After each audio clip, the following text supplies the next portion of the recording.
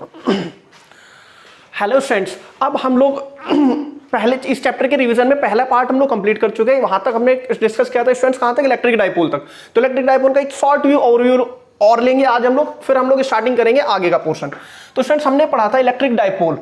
Electric dipole क्या होता है कि एक ऐसा सिस्टम जिसमें दो इक्वल एंड अपोजिट चार्जेस हो और उनके बीच कुछ फाइनाइट डिस्टेंस होनी चाहिए स्टूडेंट्स। तो ऐसे सिस्टम को क्या बोलते हैं हम लोग, इलेक्ट्रिक डाइपोल। ये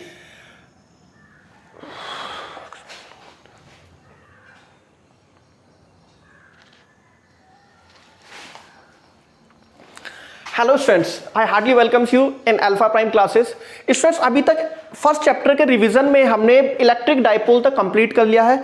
आगे हम लोग इसके फॉर्मूले और एक बार रिवाइव कर लेते हैं शॉर्ट इंटरवल ऑफ टाइम में। तो स्टूडेंट्स इलेक्ट्रिक डाइपोल से स्टार्टिंग कर रहा हूं मैं, फिर से थोड़ा सा एक बार रिवाइव कर लेते हैं इलेक्ट्रिक डाइपोल को ही।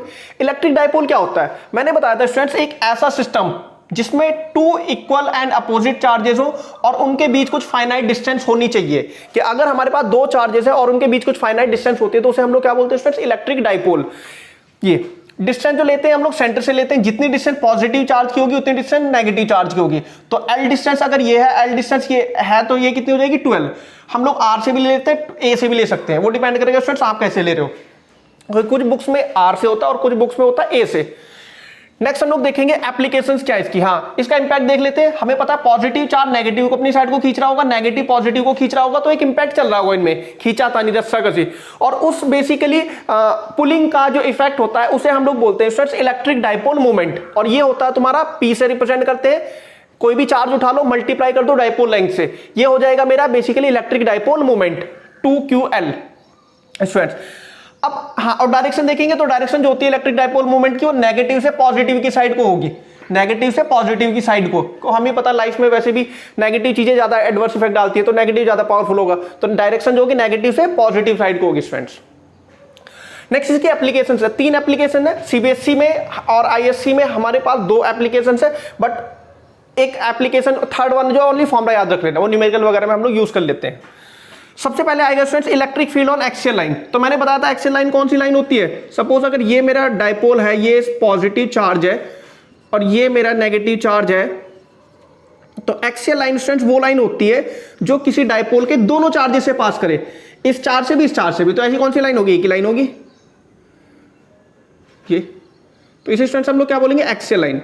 अब हमसे बोला जाता है कि एक्सियल लाइन पे कोई सर्टेन पॉइंट है P, उसकी जो डिस्टेंस है सेंटर से, मैंने स्टूडेंट्स x ली हुई है, मैं r से नहीं करूंगा क्योंकि हम लोग इक्वेटोरियल लाइन के लिए करेंगे तो वहां मैं r से लूंगा। तो तुम लोगों को कंफ्यूजन से बचाने के लिए मैंने यहाँ जो डिस्टेंस ली हुई है x से ली हुई है, तो तुम्हें x से याद आ जाएगा एक्सियल, कि एक्सियल वाला फॉर्मूला ये था। चलिए स्टूडेंट, x डिस्टेंस लिए मैंने सेंटर से, सेंटर ऑफ द डाइपोल। अब पॉइंट P पे मुझे क्या करना है, इलेक्ट्रिक फील्ड फाइंड करना है। तो हमें पता है इलेक्ट्रिक पॉइंट P पे 2 फील्ड होंगे, एक पॉजिटिव चार्ज की वजह से रिपल्जन वाला होगा E + Q, और नेगेटिव चार्ज की वजह से क्या होगा हमारा, अट्रैक्शन वाला होगा स्टूडेंट्स -Q। दोनों का रिजल्टेंट निकाल देंगे बस, और वो आ जाएगा हमारा electric field on axial line students. ये हमारा फॉर्मूला होगा electric field on axial line. क्या होता है ये, कि इलेक्ट्रिक फील्ड जो होता है 1/4πε2px, p means electric dipole moment upon distance जो थी ये इसका स्क्वायर माइनस के l का स्क्वायर, ये वाली डिस्टेंस और ये वाली डिस्टेंस जो भी रहेगी का होल स्क्वायर। इन केस अगर x पॉइंट P बहुत दूर हो जाता है तो x की वैल्यू क्या हो जाएगी, बहुत ज्यादा हो जाएगी, किससे, L से। तो फिर मेरा फॉर्मूला क्या हो जाएगा students, x is far greater than L, तो फॉर्मूला हो जाएगा E = 1/4πε2p/x³ हो जाएगा स्टूडेंट्स। ठीक है, ये था हमारा electric field on axial line. अच्छा, सेंटर पे कितना होता है इलेक्ट्रिक फील्ड, E सेंटर। तो E सेंटर पे इलेक्ट्रिक फील्ड कितना होगा, हमेशा 0 होगा। E सेंटर पे x की वैल्यू 0 हो जाएगी, तो ये इलेक्ट्रिक फील्ड कितना हो जाएगा students, 0 for same magnitude charges. Case 2 याद रखना, एमसीक्यूज में पूछ सकता है वो। सेकंड पार्ट में हम लोग देखेंगे इलेक्ट्रिक फील्ड ऑन, चलिए यही लिख देता हूं मैं, बी पार्ट है हमारा electric field on equatorial line. Electric field on equatorial line students. Equatorial line कौन सी लाइन होती है, इक्वेटोरियल लाइन जो सेंटर से पास करे और परपेंडिकुलर हो किसके, एक्सियल लाइन के। तो देखो एक्सियल लाइन ये है, तो ये जो लाइन होगी इसे क्या बोलेंगे स्टूडेंट्स हम लोग, इक्वेटोरियल लाइन। ये पॉजिटिव चार्ज डाइपोल का, ये नेगेटिव चार्ज, ये डाइपोल लेंथ, स्टूडेंट्स। तो ये जो लाइन होगी जो सेंटर से पास करेगी, ये नीचे भी हो सकती है ऊपर भी हो सकती है, इसे क्या बोलेंगे हम लोग, इक्वेटोरियल लाइन। तो इक्वेटोरियल लाइन पे तुमसे कोई पॉइंट पी दे दिया जाएगा, वहां पे इलेक्ट्रिक फील्ड कैलकुलेट करना होगा। तो स्टूडेंट्स उसके लिए क्या करेंगे, पॉजिटिव वाला जो चार्ज होगा इस पॉइंट पी पे क्या लगाएगा, रिपल्सन, और जो नेगेटिव चार्ज होगा वो क्या लगाएगा, अट्रैक्शन। अब यहाँ पॉइंट पी पे जो दो फील्ड हो जाएंगे फिर से दो, अब ये जो फील्ड बन रही है कंपोनेंट पे बन रहे हैं थीटा, अगर ये एंगल मेरा बन रहा है थीटा तो ये वाला कंपोनेंट भी कितना हो जाएगा, थीटा, ये बन रहा है तो ये भी थीटा, तो दो कंपोनेंट हो जाएंगे। ये वाला कौन सा हो जाएगा, एक को E1 ले लो, एक को क्या ले लो, E2 ले लो। तो E1 कितना हो जाएगा, E1 cos theta. Similar way में इसका कंपोनेंट ये थीटा एंगल बन रहा है तो ये वाला कंपोनेंट कितना हो जाएगा, that is E2 cos theta. और ये जो साइन वाले कंपोनेंट होंगे ये एक दूसरे को कैंसिल आउट कर लेंगे, तो जो नेट रिजल्टेंट मिलेगा मुझे किसके अबाउट मिलेगा, दैट इज cos थीटा के कंपोनेंट के अबाउट। तो उन्हें हम लोग क्या कर देंगे, ऐड कर देंगे, और फाइनली हम लोग अपना electric field on equatorial line निकाल देंगे। वो पूरा डेरिवेशन जो स्टूडेंट्स मैंने यहाँ शॉर्ट टर्म रिवीजन के लिए ले रहा हूँ, पूरा डेरिवेशन मैंने सारे लेक्चर्स में कंप्लीट किया हुआ है, वहां आप लोग कंप्लीट डिस्क्रिप्शन के लिए देख सकते हैं। ये ओनली शॉर्ट टर्म रिवीजन के लिए मैं बना रहा हूँ। तो फॉर्मूला क्या हो जाएगा हमारा, E equatorial EQI is equal to 1/4 pi epsilon, कितना आया था स्टूडेंट्स मेरा, P अपॉन क्या था, ये अंडर रूट, कितना हो जाएगा डिस्टेंस, ये R थी यहां से यहां तक जो ली हुई थी, तो ये कितना हो जाएगा under root L square plus R square. तो कितनी आई थी students, L square plus R square की पावर 3/2, यही था फॉर्मूला। ठीक, अगर पॉइंट P नॉर्मल फॉर्मूला हमारा ये है, बट अगर पॉइंट P दूर हो जाता है तो फॉर्मूला किसमें चेंज हो गया था हमारा, इफ R की वैल्यू फार ग्रेटर हो जाए किससे, L से, तो फॉर्मूला क्या हो जाएगा मेरा, E equatorial is equal to 1/4 pi epsilon P upon R cube. ये 0 हो जाएगा और ये स्क्वायर स्क्वायर कट जाएगा, बचेगा P upon R cube students. तो ये थे मेरे दो फॉर्मूले, electric field on axial line and equatorial line. Next हम लोग देखेंगे electric field at any point of dipole. Hello students, third formula हम लोग ले लेते हैं। यहाँ ए का कैलकुलेट कर चुके हैं, बी एक सी वाला फॉर्मूला भी है हमारा, वो सिंपल रिवाइज के लिए याद रख लेना। सी होता है कि जब इलेक्ट्रिक फील्ड हमने फाइंड करना पड़ता है at any angle, that is electric field at any point, कि ऐसा पॉइंट जो ना ही एक्सियल पे हो ना ही इक्वेटोरियल लाइन पे हो, उसके लिए हम लोग क्या करते हैं स्टूडेंट्स, एक डाइपोल ले लेते हैं प्लस Q माइनस Q, और अब पॉइंट जो होना चाहिए ना ही तो वो एक्सियल लाइन पे हो ना ही वो इक्वेटोरियल लाइन पे हो स्टूडेंट्स, तो पॉइंट कहाँ बीच में ले लेते हैं एक ये। अब यहाँ पे मैंने पॉइंट P मार्क कर लिया, अब यहाँ पे इलेक्ट्रिक फील्ड कैलकुलेट करना है, तो यहाँ पे इलेक्ट्रिक फील्ड कैलकुलेट करने के लिए हम लोग क्या करेंगे स्टूडेंट्स, इलेक्ट्रिक फील्ड के दो कंपोनेंट हो जाएंगे, क्योंकि एंगल पे लग रहा है पर्टिकुलर, ये एंगल बन रहा है थीटा, तो इलेक्ट्रिक फील्ड के हम लोग दो कंपोनेंट ले लेंगे यहाँ पे। ये इलेक्ट्रिक फील्ड है, ये एंगल बन रहा है थीटा, तो ये वाला कंपोनेंट कितना हो जाएगा, E cos थीटा, और ये वाला कंपोनेंट कितना हो जाएगा, E sin थीटा। और E cos थीटा जो किसके अबाउट है स्टूडेंट्स, वो है एक्सियल लाइन के अबाउट, और ये किसके, इक्वेटोरियल लाइन के अबाउट। तो हम लोग क्या करेंगे, दोनों कंपोनेंट की एंगल ले लेंगे, सॉरी दोनों कंपोनेंट ले लेंगे इलेक्ट्रिक फील्ड के, E cos थीटा और E sin थीटा। तो पहले हमने क्या किया, अबाउट एक्सियल लाइन,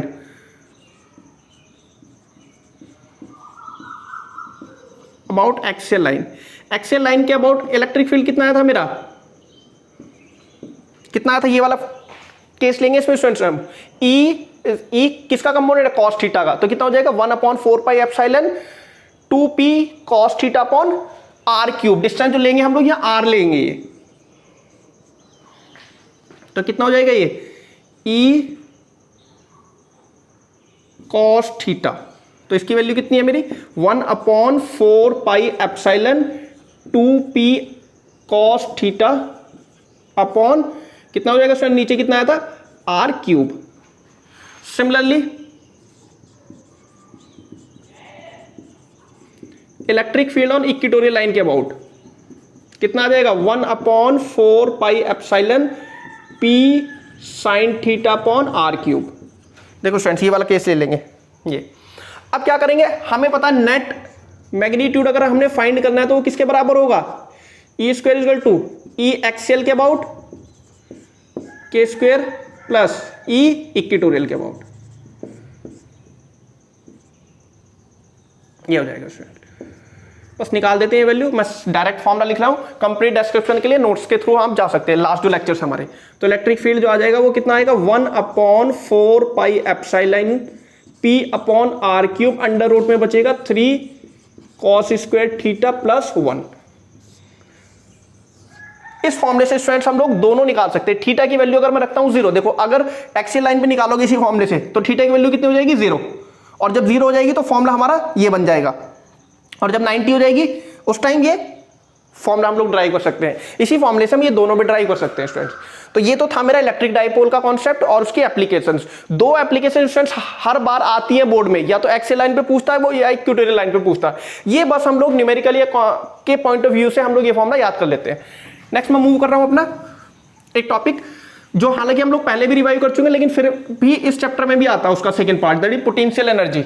टॉर्क वाला जो पार्ट है वो पहले कंप्लीट पहले उसमें आ जाता है, पहले टॉपिक में इलेक्ट्रिक चार्ज वाले उसमें, लेकिन फिर से मैं एक बार दोनों फॉर्मूले दोबारा से लिख दूंगा। Electric dipole in uniform electric field.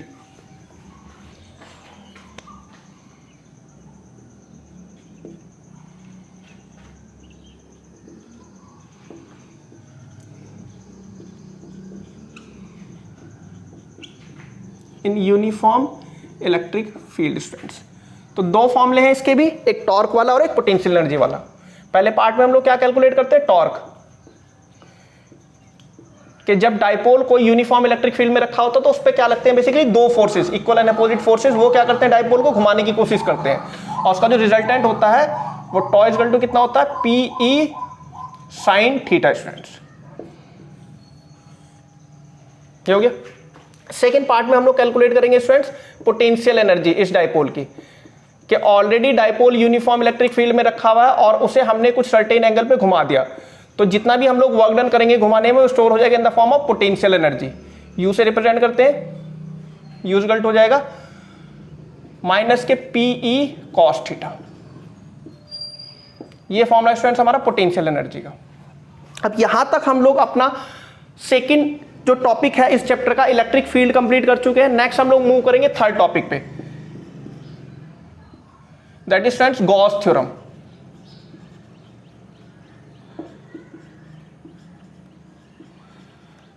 Gauss theorem हम लोग यूज करते हैं to calculate electric field due to line charge distribution, due to surface charge distribution या due to volume charge distribution. कि जब हम लोग के पास चार्ज यूनिफॉर्मली डिस्ट्रीब्यूटेड हो किसी वायर के ऊपर, किसी सीट के ऊपर या किसी वॉल्यूम के ऊपर, तो उस टाइम अगर हमें इलेक्ट्रिक फील्ड कैलकुलेट करना होगा तो हम लोग यूज करते हैं किसका, गॉस थ्योरम का। दूसरा गॉस थ्योरम बेसिकली जब चीजें सिमेट्रिकल होती जाती है, चीजें काफी बड़ी बड़ी हो जाती हैं और एक सिमेट्रिक फॉर्म में होती है, तो उस टाइम हम लोग किसका यूज करते हैं स्टूडेंट, गॉस थ्योरम का। सबसे पहला हमने क्या डिस्कस किया था इसमें students, that is area vector. क्या होता है एरिया वेक्टर, कि नॉर्मली जो हमारी सरफेस होती है उसे हम लोग क्या मानते हैं, स्केलर क्वांटिटी, बट जब इलेक्ट्रोमैग्नेटिज्म स्टडी करते हैं तो उसे हम लोगों को क्या मानना पड़ता है, वेक्टर क्वांटिटी। और उसकी जो डायरेक्शन होती है उसके प्लेन के, सपोज ये प्लेन है इसका, तो इसकी जो डायरेक्शन होगी वो परपेंडिकुलर होती है इसके प्लेन के, तो इसे हम लोग मानते हैं वेक्टर क्वांटिटी। ये इसका मैग्नीट्यूड पार्ट, एरिया पार्ट, और ये इसका डायरेक्शन पार्ट स्टूडेंट्स, और इसे ही हम लोग क्या बोलते हैं, एरिया वेक्टर। दूसरा स्टूडेंट्स हमने इसमें क्या पढ़ा था, सॉलिड एंगल। पहले एंगल क्या होता है students, arc subtended by unit radius, theta से रिप्रेजेंट करते हैं, that is equal to arc जितनी भी होगी सर्कमफ्रेंस उसकी अपॉन रेडियस r। ये होता है मेरा एंगल। एंगल की कंप्लीट वैल्यू, यूनिट क्या होती है, रेडियन, और कंप्लीट वैल्यू अगर हम निकालेंगे तो लेंथ, पूरा सर्किल कितना होता है 2πr, r से डिवाइड कर दो 2π वैल्यू। तीसरा स्टूडेंट्स हम लोग पढ़ेंगे सॉलिड एंगल। अब यहां हमारा जो यूज है वो सॉलिड एंगल का यूज है, क्योंकि जो किसी सॉलिड सरफेस के सेंटर पे रखा हो तो हमने क्या देखना, उसे इलेक्ट्रिक फील्ड लाइंस निकलेंगी, तो वो इलेक्ट्रिक फील्ड लाइंस कितना कंपोनेंट बनाएंगी, कितना एरिया कवर अप करेंगी उस सरफेस का, वहां पे कितनी वैल्यू होगी इलेक्ट्रिक फ्लक्स की, वो कैलकुलेट करने के लिए हमें यूज करना पड़ता है किसका, सॉलिड एंगल का। ओमेगा से इसे रिप्रेजेंट करते हैं, और ये होता है तुम्हारा कि जितना भी वो एरिया एलिमेंट एंगल सबटेंड कर रहा है सेंटर पे, that is equal to area element ds upon r square.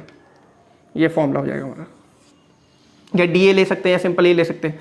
अब ये इसकी जो यूनिट होती है, ये रेडियन, ये स्ट्रेडियन, STRADIAN, और इसकी कंप्लीट वैल्यू होती है कितनी, कंप्लीट स्फेयर का complete surface area 4πr², 4πr² से r² कैंसिल, और ये हो जाएगा तुम्हारा 4π। नेक्स्ट हम लोग डिस्कस करेंगे fourth, that is Gaussian surface. ये कुछ बेसिक कॉन्सेप्ट है जो गॉस थ्योरम में हमें पढ़ने पड़ते हैं। गॉसियन सरफेस क्या होता है स्टूडेंट्स? जब भी हम लोग इलेक्ट्रिक फील्ड कैलकुलेट करेंगे गॉस थ्योरम से, तो हमें एक इमेजिनरी सरफेस माननी पड़ेगी। उस ये मानेंगे कि कोई भी कहीं चार्ज है तो उसके अराउंड एक सरफेस क्लोज सरफेस है, और उसे ही हम लोग क्या बोलेंगे? Gaussian surface. Any close surface around a continuous charge distribution. Suppose ये वायर है, अब हमने इस वायर की वजह से इलेक्ट्रिक फील्ड निकालना है, तो सबसे पहली प्रायोरिटी क्या होगी? इस चार्ज को हमें बंद करना पड़ेगा। जब भी गॉस थ्योरम से इलेक्ट्रिक फील्ड निकालेंगे, इस चार्ज को सभी को हमें एनक्लोज करना पड़ेगा क्लोज सरफेस के अंदर। तो ये चार्ज को मैंने एनक्लोज कर लिया क्लोज सरफेस के अबाउट। तो ये जो इमेजिनरी सरफेस मैंने मानी, इसके अबाउट मैं निकालूंगा इलेक्ट्रिक फ्लक्स और electric field lines. Electric flux क्या है? Basically electric field lines crossing through surface normally. तो जो इलेक्ट्रिक फील्ड लाइंस होंगी, सपोज एक छोटा सा एरिया एलिमेंट ले लिया मैंने, तो इससे इलेक्ट्रिक फील्ड लाइंस जो कर रही होंगी वो क्या? परपेंडिकुलरली क्रॉस ओवर कर रही होंगी।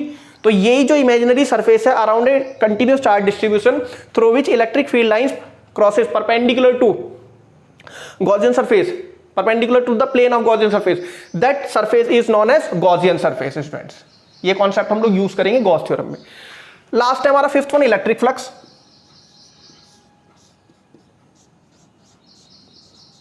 इलेक्ट्रिक फ्लक्स स्टूडेंट्स, क्या होता है इलेक्ट्रिक फ्लक्स? मैंने पीछे भी बताया है कि इलेक्ट्रिक फ्लक्स बेसिकली अगर हमने इलेक्ट्रिक फील्ड फाइंड करना है किसी ऑब्जेक्ट के अबाउट, किसी सरफेस के अबाउट या किसी वॉल्यूम के अबाउट, तो वो जो फिनोमिना है उसे ही हम लोग क्या बोलते हैं? Electric flux. सिंपल बोले तो electric field lines crossing through a surface normally, कि जितनी भी इलेक्ट्रिक फील्ड लाइंस किसी सरफेस को क्रॉस करती है नॉर्मली, उसे हम लोग क्या बोलते हैं? Electric flux. E dot S, या सिंपल बोले phi E is equal to कितना हो जाएगा? E S cos theta. Cos theta angle होगा किस किस के बीच? इलेक्ट्रिक फील्ड लाइंस के बीच या इलेक्ट्रिक फील्ड के बीच और किसके? एरिया वेक्टर के बीच। अगर इलेक्ट्रिक फील्ड लाइंस किसी सरफेस के परपेंडिकुलरली क्रॉस ओवर कर रही है तो फ्लक्स क्या होगा? मैक्सिमम होगा, और उसके पैरेलली क्रॉस ओवर कर रही है तो इलेक्ट्रिक फ्लक्स जीरो। ये थे 5 कॉन्सेप्ट जो हम लोग स्टडी करेंगे। अब हम लोग आते हैं अपने main topic, that is Gauss theorem. अब इसमें गॉस थ्योरम क्या है? मैंने पहले बताया Gauss theorem electric field calculate करने के लिए यूज करते हैं। कंडीशन क्या होती है? जब भी गॉस थ्योरम हम लोग लेंगे, एक चार्ज को या जो भी चार्जेस होंगे उन्हें एक सरफेस के अंदर हमें बंद करना पड़ेगा, एनक्लोज करना पड़ेगा, उससे इलेक्ट्रिक फील्ड लाइंस निकलेंगी। जितनी भी इलेक्ट्रिक फील्ड लाइंस क्रॉस करेंगी उस सरफेस को जिसके अंदर हमने चार्ज को बंद किया है, वही मेरा क्या होगा? बेसिकली इलेक्ट्रिक फील्ड, वही बेसिकली बराबर होगा किसके? 1/ε times of charge enclose by that surface. Gauss theorem most important students, आता ही आता है इसका क्वेश्चन, एप्लीकेशन जरूर आती है इसकी। गॉस थ्योरम, गॉस थ्योरम को स्टडी करने के पहले हमें बेसिकली एक चार्ज चाहिए। ये चार्ज, इस चार्ज की कंडीशन क्या होगी? ये चार्ज को हमेशा हम बंद करेंगे क्लोज सरफेस के अबाउट। ये कैसी हो सकती है? वो क्लोज सरफेस स्फेरिकल हो सकती है, मे बी सिलेंड्रिकल हो सकती है, या किसी भी फॉर्मेट में हो सकती है, क्यूबिकल हो सकती है, बट हमेशा वो एक सरफेस के अंदर होगी। तो गॉस थ्योरम बोलती है कि ये अगर चार्ज अंदर रखा हुआ किसी क्लोज सरफेस के, तो ऑब्वियसली हमें बताया चार्ज क्या छोड़ता है? इलेक्ट्रिक फील्ड लाइन छोड़ता है। वो इलेक्ट्रिक फील्ड लाइंस कहां जाएंगी? इसके सरफेस को क्रॉस ओवर करेंगी। सपोज इस टोटल सरफेस एरिया का मैं छोटा सा एरिया एलिमेंट ले रहा हूं, डीएस ले रहा हूं, तो इस डीएस से वो electric field lines cross over करेंगी।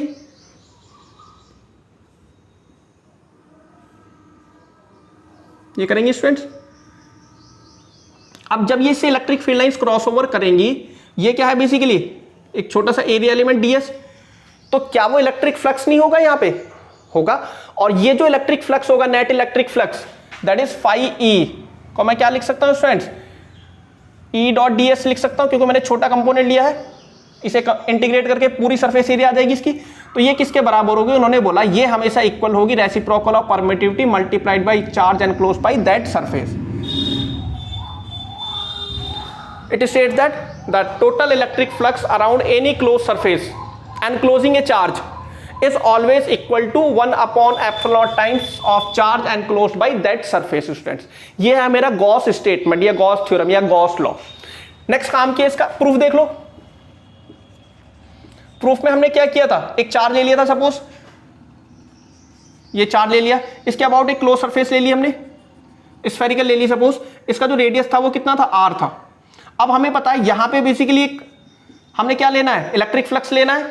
तो इलेक्ट्रिक फ्लक्स किसके बराबर होता है? हमें ये प्रूव करना ना, phi is equal to 1/ε times into q, वो किसके बराबर होता है?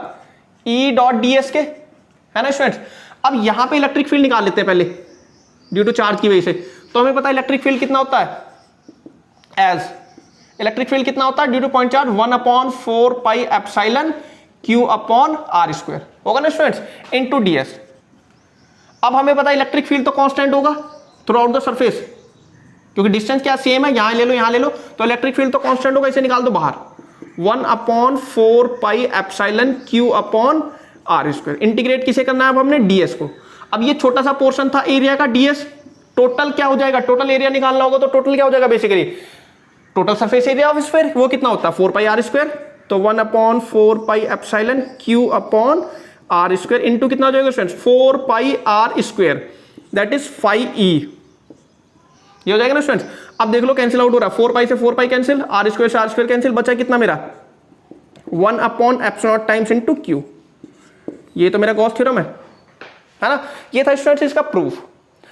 अब ये तो बाई चांस गॉस थ्योरम तो पूछ लेता, प्रूफ खैर कम ही पूछता है, मेन जो काम का है वो है इसकी स्टूडेंट्स एप्लीकेशन। 3 एप्लीकेशन है, 3 एप्लीकेशन में से एक एप्लीकेशन हर साल वो बोर्ड में पूछता ही पूछता है।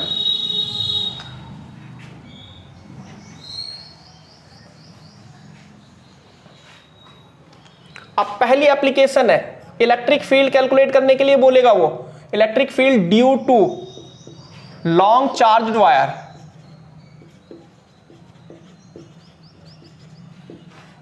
कि एक काफी बड़ा वायर है, उस पे चार्ज डिस्ट्रीब्यूटेड है, उसकी वजह से इलेक्ट्रिक फील्ड कैलकुलेट करके बताओ। तो इस बार स्टूडेंट्स में कंडीशन वगैरह नहीं ले रहा, डायरेक्ट सॉल्व कर रहा हूं। ये सपोज मेरे पास एक वायर है, काफी लंबा है, हालांकि मैंने इसकी लेंथ L ले ली, इस पे चार्ज जो है वो यूनिफॉर्मली डिस्ट्रीब्यूटेड है, और हमें पता है कभी भी अगर चार्जेस यूनिफॉर्मली और इक्वली डिस्ट्रीब्यूट होता है किसी गिवन लेंथ के ऊपर, तो उसे क्या बोलते हैं हम लोग, लाइन चार्ज डिस्ट्रीब्यूशन बोलते हैं ना स्टूडेंट्स ये। और लाइन चार्ज डिस्ट्रीब्यूशन में जो डेंसिटी होती है चार्ज पर यूनिट लेंथ की, वो क्या होती है basically lambda, line charge density बोलते हैं उसे। अब हमें क्या करना है, इस वायर की वजह से हमें बोल दिया था, एक पॉइंट दे दिया, सपोज ये पॉइंट दे दिया है, पॉइंट P, बोला इस पॉइंट P में इलेक्ट्रिक फील्ड की वैल्यू फाइंड करके बताओ, और ये जो पॉइंट P की डिस्टेंस थी वो वायर से कितनी थी, स्मॉल r, ये थी। अब हमें क्या करना है, सबसे पहली कंडीशन इलेक्ट्रिक फील्ड कैलकुलेट करने के लिए गॉस थ्योरम यूज करनी है, तो क्या करना पड़ेगा, इस पूरे चार्ज को हमें बंद करना पड़ेगा, किसके अबाउट, एक क्लोज सरफेस के अबाउट। तो एक क्लोज सरफेस मान लेंगे, जितनी डिस्टेंस पे ये है यहां पे एक क्लोज सरफेस मान लेंगे, क्योंकि सारे चार्ज को हमें बंद करना है। ये क्लोज सरफेस ले ली, सिमिलर में यहां पे क्लोज सरफेस ले लेंगे हम लोग। अब वायर है तो यहां जो क्लोज सरफेस बनेगी वो कैसी, सिलेंड्रिकल फॉर्म में बनेगी थोड़ी सी।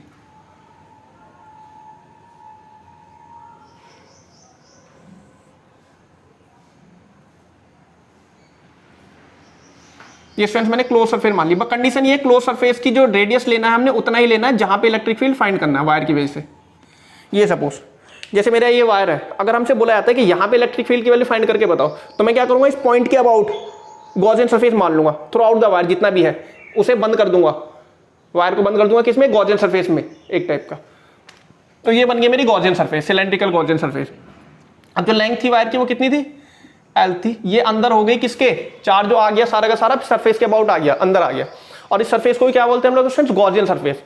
अब जहां पे हमें इलेक्ट्रिक फील्ड फाइंड करना था वहां पे एक छोटा सा एरिया एलिमेंट मान लो पूरी सरफेस का, कितना, वही ds मान लिया ना, ये ds मान लिया। अब हमें पता है गॉसियन सरफेस से इलेक्ट्रिक फील्ड लाइंस क्या निकलती है, परपेंडिकुलर, ये निकल रही है। अब स्टूडेंट्स यहां जो गॉसियन सरफेस होगी, देखो इलेक्ट्रिक फील्ड लाइंस एक तो ऐसे निकलेंगे इस फॉर्मेट में, ये पूरा का पूरा, पहले देखो 3 सरफेस में मान लो इसे, पहला पार्ट ये वाला हो जाएगा जिसमें इलेक्ट्रिक फील्ड लाइंस ये ऐसे निकल रही होंगी, ऊपर को भी ये। अब यहां पे देखो जरा, ये गॉसियन सरफेस मानी हुई है मैंने, इसका एरिया वेक्टर किधर को होगा, ये n cap, electric field line की डायरेक्शन भी क्या है, यही है, तो दोनों के बीच एंगल कितना बना, 0 डिग्री। बट यहां वाली गॉसियन सरफेस को देखो जरा, ये वाला जो पोर्शन है ये बंद है ना, ये पूरी दोनों साइड है, तो यहां वाली अगर इलेक्ट्रिक फील्ड लाइन देखो तो इलेक्ट्रिक फील्ड लाइन के अबाउट कैसे निकल रही है ये, और इसकी एरिया वेक्टर कैसे हो जाएगा, ये है ना ये सरफेस, तो इसका एरिया वेक्टर कैसे हो जाएगा, ये एन कैप, तो दोनों के बीच एंगल कितना बन रहा है, 0। सेम वे में यहां हो जाएगा, ये पूरी सरफेस को बंद मानो, इलेक्ट्रिक फील्ड लाइन निकल रही है ये ऐसे, और एरिया वेक्टर की जो डायरेक्शन है वो कैसे, एन कैप ऐसे, तो दोनों के बीच एंगल कितना बना, 90 डिग्री। तो इलेक्ट्रिक फ्लक्स इन दो सरफेस के अबाउट 0 मान लेंगे, तो जो नेट इलेक्ट्रिक फ्लक्स होगा वो इस वाले पोर्शन में मिलेगा ये, और ये बेसिकली क्या रहेगी, कर्व्ड सरफेस एरिया रह गई। अब ये वाले पोर्शन दोनों 0, तो जो नेट इलेक्ट्रिक फ्लक्स होगा वो किसके बराबर होगा, E डॉट ds। तीनों मान ली मैंने, तीनों में पहला कंपोनेंट 0, पहला वाला ये ले लो, सॉरी पहला मैंने ये लिया हुआ, ये 0 नहीं होगा, ये हो जाएगा कितना, E ds cos 0 degree, 0 degree plus ये 0 प्लस ये 0, ये वाला कंपोनेंट 0, ये वाला कंपोनेंट 0, तो नेट कितना हो जाएगा ये E, इसे मैं लिखता नहीं हूं अभी, ये कितना हो जाएगा E ds, ये हो जाएगा ना स्टूडेंट्स। अब इलेक्ट्रिक फील्ड जो है वो अगर गॉसियन सरफेस को देखेंगे तो इलेक्ट्रिक फील्ड की जो डिस्टेंस है, सॉरी जो डिस्टेंस है वो क्या है, आर है ना सब जगह, तो इलेक्ट्रिक फील्ड भी क्या हो जाएगा, कांस्टेंट हो जाएगा इस वाली गॉसियन सरफेस के अबाउट, ये वाली जो गॉसियन सरफेस होगी इसके अबाउट इलेक्ट्रिक फील्ड क्या हो जाएगा, कांस्टेंट। तो ई को बाहर ले लो, अब हमें इंटीग्रेट करना है किसे, डीएस को, तो डीएस को इंटीग्रेट कर दो सरफेस को, तो कितना हो जाएगी, सरफेस क्या है बेसिकली ये ऐसी वाली पोर्शन है, कर्व सरफेस एरिया कितना E into 2 pi R H, H की जगह क्या लेंगे हम लोग, एल, एच की जगह क्या लेंगे स्टूडेंट्स, एल, ये। और according to Gaussian surface, sorry according to Gauss theorem, ये किसके बराबर होता है, हाँ स्टूडेंट्स किसके बराबर होता है, ये 1 upon epsilon times into Q के, बस दोनों को कंपेयर कर दो फ्रॉम गॉस थ्योरम, कितना हो जाएगा ये 1 up sorry E 2 pi R L is equal to 1 upon epsilon times into Q, हो गया ना, तो कितना हो जाएगा E is equal to 1 upon 2 pi epsilon एक जगह लिखोगे, Q अपॉन आर एल एक जगह लिखोगे, और Q अपॉन एल होता है मेरा क्या, लैम्डा, तो 1 upon 2 pi epsilon lambda upon R, ये हो गया students electric field due to a long charge wire. यहां ध्यान से देखो 1 अपॉन 2 एप्सिलॉन क्या है, कांस्टेंट है, तो इलेक्ट्रिक फील्ड डायरेक्टली प्रोपोर्शनल है किसके, लैम्डा के, तो जितना चार्ज बढ़ाओगे वायर पे इलेक्ट्रिक फील्ड उतना ही क्या होगा स्टूडेंट्स, बढ़ते जाएगा, और किसके इनवर्सली प्रोपोर्शनल है, डिस्टेंस के, तो जितना डिस्टेंस घटाओगे इलेक्ट्रिक फील्ड क्या होता जाएगा स्टूडेंट्स, उतना ही कम होते जाएगा।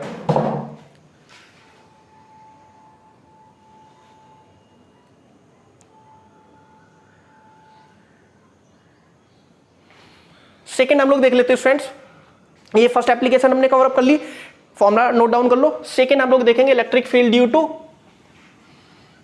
ए इनफाइनाइट लॉन्ग चार्ज शीट, एक काफी बड़ी शीट है जो चार्ज है बेसिकली, उसकी वजह से इलेक्ट्रिक फील्ड कैलकुलेट कर देंगे ड्यू टू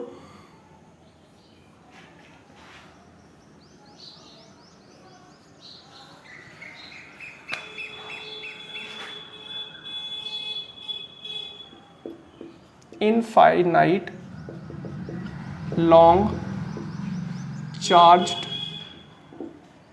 शीट, कि काफी बड़ी शीट है, तो एक सपोज मैंने शीट ले ली,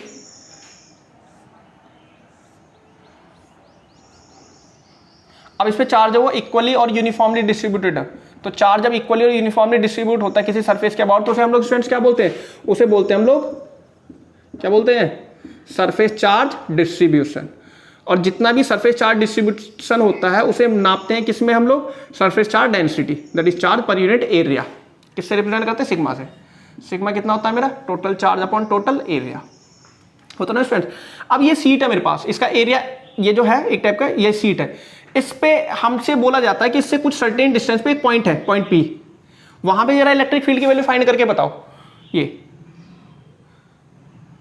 पॉइंट पी पे इलेक्ट्रिक फील्ड की वैल्यू फाइंड करके बताओ, तो ये आर डिस्टेंस पे है पॉइंट पी। अब हमसे जब ये बोला जाता है कि इलेक्ट्रिक फील्ड फाइंड करके बताओ पॉइंट पी, तो हमें सबसे पहले क्या लेना है, गॉसियन सरफेस माननी है। अब हमें क्या करना पड़ेगा, इस पॉइंट पी के अबाउट एक गॉसियन सरफेस मान ली, सपोज क्लोज माननी पड़ती है गॉसियन सरफेस, तो ये सिलेंड्रिकल मान ली मैंने यहां से यहां तक, इसका भी इतना पोर्शन ले लिया ये। अब हमें पता है इस चार्ज को हमें बंद करना है किसी गॉसियन सरफेस के अबाउट, कौन से चार्ज को, ये वाला जो चार्ज आएगा इस वाले पोर्शन के अबाउट, तो अभी तो बंद नहीं हुआ, अभी तो इधर की साइड खुला है, तो हम लोग क्या करेंगे, दूसरी साइड भी एक गॉसियन सरफेस हमें माननी पड़ेगी उतनी डिस्टेंस तक, ये। अब ये चार्ज जो है बेसिकली बंद हो गया एक गॉसियन सरफेस के अबाउट, फिर से इलेक्ट्रिक फ्लक्स निकाल देंगे, देखो तो ये जो एरिया है, सपोज ये मैंने एरिया इसका ए मान लिया, सिमिलर में इसका एरिया भी कितना हो गया, ये वाले पोर्शन का ए, एक टाइप का ये जो है गॉसियन सरफेस का ये वाला पोर्शन। अब इलेक्ट्रिक फ्लक्स मान लो, इलेक्ट्रिक फ्लक्स कैलकुलेट करो गॉसियन सरफेस के अबाउट, तो देखो ये वाला जो एरिया है, ये अगर ये ले रहे हैं तो इसके डायरेक्शन क्या होगी, इस इलेक्ट्रिक फील्ड लाइन देखो स्टूडेंट्स कैसे निकल रही होंगी इसमें, ये ऐसे परपेंडिकुलर निकल रही होंगी ना, और एरिया वेक्टर भी कैसे है इसका, इधर को ही। सिमिलर वे में यहां ले लो, इलेक्ट्रिक फील्ड लाइंस परपेंडिकुलर निकलेंगी, ई एरिया वेक्टर क्या होगा इसका, इसी डायरेक्शन में। बाकी ये वाले जो दो कंपोनेंट होंगे, ये वाला और ये जीरो हो जाएगा। क्यों? क्योंकि देखो इलेक्ट्रिक फील्ड लाइंस ऐसे निकल रही है और इनका जो एरिया कंपोनेंट होगा, एरिया वेक्टर होगा, वो क्या होगा, एन कैप ऐसे होगा। सिमिलर में इसका भी एन कैप होगा ना स्टूडेंट्स। तो ये वाला कंपोनेंट जीरो, तो net electric flux about Gaussian surface वही integration of E dot D S. दो कंपोनेंट जीरो, ये वाला और ये वाला, जीरो प्लस जीरो प्लस, अब बचा कौन सा, ये वाला कंपोनेंट और ये वाला कंपोनेंट। तो ये कितना हो गया, E D S first one plus second one ले लो, ई डी एस सेकेंड। ई तो इलेक्ट्रिक फील्ड तो कांस्टेंट होगा क्योंकि इक्वल डिस्टेंस पे है, जितना यहाँ है उतना यहाँ, तो ई तो कांस्टेंट हो जाएगा। तो ई बाहर निकाल लो, अंदर कितना बचा, डी एस फर्स्ट सरफेस का plus D S second surface का, और इंटीग्रेट करो इसे। ये एरिया हमने कितना लेट किया हुआ, ए लेट किया हुआ, तो कितना हो गया तुम्हारा, E इंटू ए प्लस ई इंटू ए। ये हो गया हमारा इलेक्ट्रिक फ्लक्स गॉसियन सरफेस का अबाउट कितना हो गया, 2EA। अब थोड़ा सा गॉस भाई साहब की बात मान लेते हैं। उन्होंने क्या बोला था कि हमेशा इलेक्ट्रिक फ्लक्स होता है की बात पे बोलते थे बस सीधे कि जितना मेरा इलेक्ट्रिक फ्लक्स होगा वो किसके बराबर होगा, 1/एप्सिलॉन टाइम्स इनटू क्यू के। तो फाई ई किसके बराबर होगा, 1/एप्सिलॉन टाइम्स इनटू क्यू। बस दोनों को बराबर रख दो। 2EA किसके बराबर हो जाएगा, 1/एप्सिलॉन टाइम्स इनटू क्यू। तो E कितना हो जाएगा, 1/2 एप्सिलॉन एक साथ लिख लो, Q/A एक साथ लिख लो। और Q/A क्या था मेरा, surface charge density, that is सिग्मा/2 एप्सिलॉन। स्टूडेंट्स ये होगा electric field due to a charge metal sheet. एक सीट की वजह से इलेक्ट्रिक फील्ड इतना होगा। अब ध्यान से देखो, यहां जो इलेक्ट्रिक फील्ड है वो डिस्टेंस पे कम वो नहीं कर रहा, डिपेंड नहीं कर रहा। अब उस सीट की वजह से, जैसे सपोज ये बॉडी ले लिया, इस पे टोटली चार्ज डिस्ट्रीब्यूटेड है। अब उस सीट से ये पॉइंट यहां ले लो। अब सीट हमने पहले क्या बोला हुआ, इनफाइनाइट लॉन्ग है, तो ये जो डिस्टेंस होगी यहां से चाहे यहां ले जाओ, यहां ले जाओ, सीट तो ऑलरेडी इसके कंपेरिजन में बहुत बड़ी है, तो ये वाली जो डिस्टेंस होगी ये क्या नेग्लेबल होगी। तो उस पॉइंट को चाहे यहां लेके जाओ, यहां लेके जाओ, यहां लेके जाओ, इलेक्ट्रिक फील्ड क्या होगा बेसिकली उतना ही रहेगा, क्योंकि डिस्टेंस पे फर्क नहीं पड़ रहा, डिस्टेंस पे डिपेंड नहीं करता। तो ये हो गया मेरा electric field due to infinite long charge sheet. ये एक सीट की वजह से है। अब हम लोग कैलकुलेट करेंगे अगर दो सीट हो जाए तो क्या होगा स्टूडेंट्स, फॉर्मूला जल्दी से नोट डाउन करो। और थोड़ा सा मेरे पढ़ाने की स्पीड ज्यादा है, तो या तो अपना प्ले मैनुअल वाला जो पोर्शन होता है उसे 0.75 पे कर लो स्टूडेंट्स, या अगर काम चल रहा है तो ठीक है, क्योंकि स्पीड थोड़ी सी हमें ज्यादा रखनी है, क्योंकि हमें सिलेबस कंप्लीट करना अपना 40 to 45 डेज में भी। जुलाई के फर्स्ट वीक में हमारे एग्जाम की डेट्स आ रही है, आज कल जो नोटिफिकेशन आया उसके अकॉर्डिंग, तो जल्दी से जल्दी हमने इस मंथ में ये पूरा फिजिक्स को रिवाइव करना है। नेक्स्ट आ जाए इसका सेकेंड पार्ट, 2A का B part, electric field due to two long charge sheet या टू चार्ज शीट।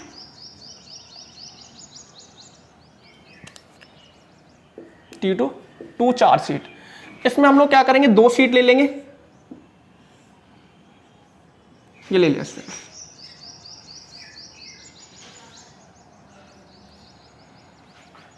ये दो सीट ले ली, दोनों पे चार्ज डिस्ट्रीब्यूट कर दिया इक्वली या यूनिफॉर्मली। तो इसे बोलेंगे हम लोग क्या, फिर से वही सरफेस चार्ज डिस्ट्रीब्यूशन, ये ए सीट है, ये बी सीट है। अब इसकी डेंसिटी जो हो जाएगी पहली सीट की कितनी हो जाएगी, चार्ज पर unit length, that is sigma A से रिप्रेजेंट करूंगा, और सेकंड सीट को किससे रिप्रेजेंट करूंगा, सिग्मा बी से स्टूडेंट्स। तो ये हो गया मेरा सिग्मा ए और ये हो गया मेरा सिग्मा बी। अब हमसे बोला जाता है इन दो चार्ज सीट की वजह से इलेक्ट्रिक फील्ड फाइंड करके बताओ। तो देखो अब यहाँ पे इलेक्ट्रिक फील्ड तीन रीजन में होंगे। सबसे पहला ये पी पॉइंट मान लो इसे, ये क्यों होगा, क्योंकि ये वाली जो सीट है उसके इलेक्ट्रिक फील्ड लाइंस इधर को निकल रही होंगी, है ना। अब दूसरी वाली की भी तो निकल रही होंगी इधर को ही, तो दो डायरेक्शन हो जाएंगे इलेक्ट्रिक फील्ड की। एक पहली सीट की वजह से कितना हो गया ई ए, लेकिन डायरेक्शन जो इधर की साइड को है, कोऑर्डिनेट ज्योमेट्री के अकॉर्डिंग देखो डायरेक्शन क्या हो जाएगी माइनस। सिमिलर वे में पॉजिटिव वाली इलेक्ट्रिक फील्ड की भी डायरेक्शन देखो, इसकी भी क्या हो जाएगी माइनस ही। तो दो इलेक्ट्रिक फील्ड हो गए हैं। अब नेक्स्ट बीच में ले लो एक पॉइंट Q, यहां पे कितना, इसकी डायरेक्शन कैसे है ई ए और इसकी डायरेक्शन कैसे है ई बी। यहां पे ले लो थर्ड पॉइंट, यहां पे ई सीट की वजह से इलेक्ट्रिक फील्ड लाइंस ई ए इलेक्ट्रिक फील्ड सॉरी, और इसकी वजह से ई बी, दोनों पॉजिटिव होंगे क्योंकि दोनों की डायरेक्शन क्या है, टुवर्ड्स राइट हैंड। तो at point electric field at point P, तो एट पॉइंट P कितना हो जाएगा, ई पी कितना हो जाएगा मेरे स्टूडेंट्स, माइनस के ई ए प्लस सेकेंड वाला माइनस के ई बी। तो माइनस ई ए की वैल्यू कितनी है, कितनी होती है electric field due to charge sheet, पीछे किया था, that is sigma upon 2 epsilon. Sigma A sheet की वजह से ये हो जाएगा, माइनस क्या आ जाएगा, देखो प्लस माइनस माइनस, तो यहाँ कितना हो जाएगा sigma B upon 2 epsilon. Minus common ले लिया है, 1 अपॉन 2 एप्सिलॉन माइनस कॉमन ले लिया, तो कितना हो जाएगा सिग्मा ए प्लस के सिग्मा बी। तो जो हमें इलेक्ट्रिक फील्ड मिलेगा वो पी पॉइंट पे वो दोनों के चार्ज डेंसिटी के सम के बराबर होगा। ये ओनली डायरेक्शन का रिप्रेजेंटेशन होगा, कुछ नहीं। नेगेटिव है तो इधर की साइड को इलेक्ट्रिक फील्ड, लेकिन मिलेगा किसकी वजह से, सम करके। उधर की साइड देखते हैं, सॉरी बीच में देखते हैं। एट स्टूडेंट्स पॉइंट पी हो गया क्यू, पॉइंट क्यू पे अगर हम लोग देखते हैं तो पॉइंट क्यू पे कितना हो जाएगा स्टूडेंट्स, पहले वाला जो इलेक्ट्रिक फील्ड है ई ए वो प्लस में लिया जाएगा, और जो ई बी होगा देखो उसकी डायरेक्शन है कैसे, इधर की साइड को, तो वो क्या लिया जाएगा नेगेटिव में। तो E A minus E B that is equal to कितना हो जाएगा electric field sigma A upon 2 epsilon minus के sigma B upon 2 epsilon. 1 upon 2 epsilon students common आ गया, तो कितना हो गया sigma A minus sigma B. तो जो नेट इलेक्ट्रिक फील्ड मिलेगा पॉइंट क्यू पे या बिटवीन द प्लेट्स वो क्या मिलेगा, सब्ट्रैक्शन करके मिलेगा। और सब्ट्रैक्शन करके कोई चीज मिलती है तो हमेशा कम ही मिलती है, तो इलेक्ट्रिक फील्ड जो होगा ड्यू टू दीज 2 शीट्स ये कम मिलेगा मुझे देखने को।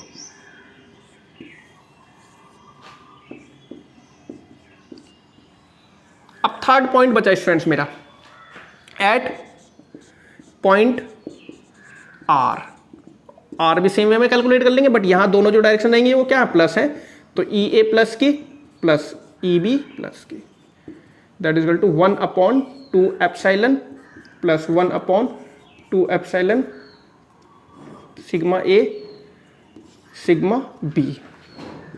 तो कितना हो जाएगा 1 अपॉन 2 एप्सिलॉन कॉमन ले लिया, अंदर कितना बचेगा sigma A plus sigma B.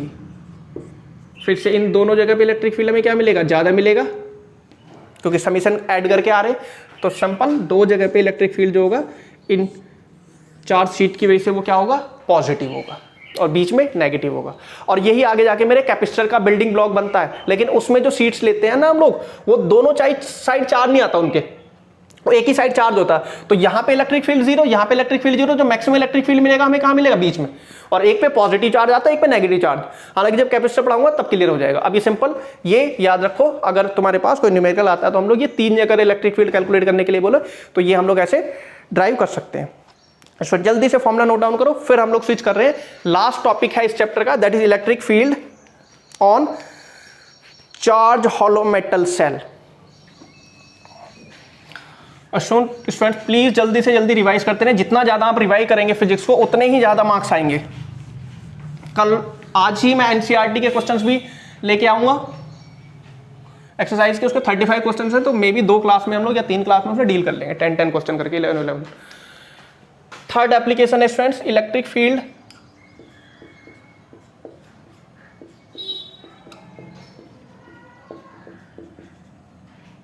Due to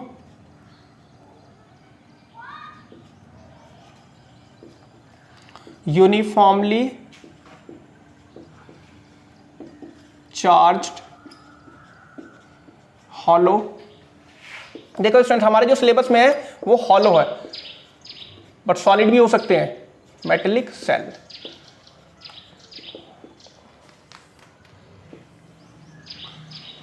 अब देख लेते हैं स्टूडेंट्स, इसमें क्या करते हैं हम लोग, एक हॉलो मेटल सेल ले लेते हैं, उसके सेंटर पे हम लोग चार्ज देने की कोशिश करते हैं। तो हमें पता है चार्ज जो प्रॉपर्टी है वो सरफेस की प्रॉपर्टी है, तो क्या वो अंदर रहेगा, नहीं रहेगा, वो कहाँ जाएगा, सारा का सारा इसकी सरफेस पे डिस्ट्रीब्यूट हो जाएगा और बन जाएगा ये क्या student, surface charge distribution.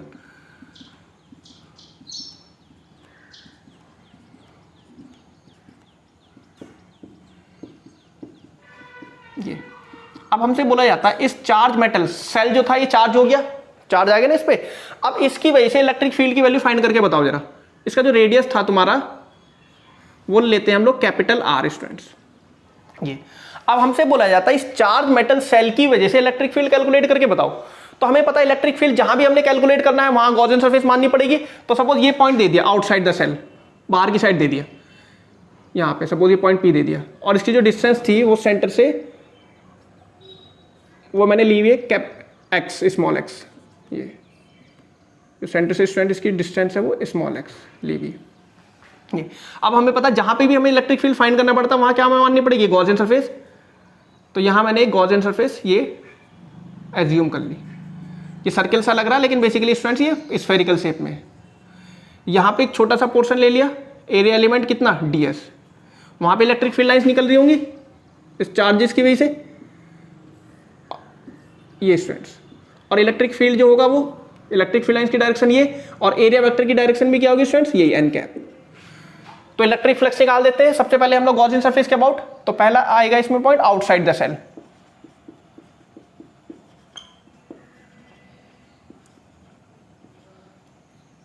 Sorry sheet नहीं है सेल है सच्ची,